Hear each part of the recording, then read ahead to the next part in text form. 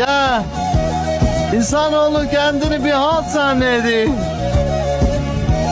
Malın var, mülkün var, can var, çocuğun var. Yukarıdan bakınca da bir sinek kadar görünüyorsun. Hiçbir kıymetin yok.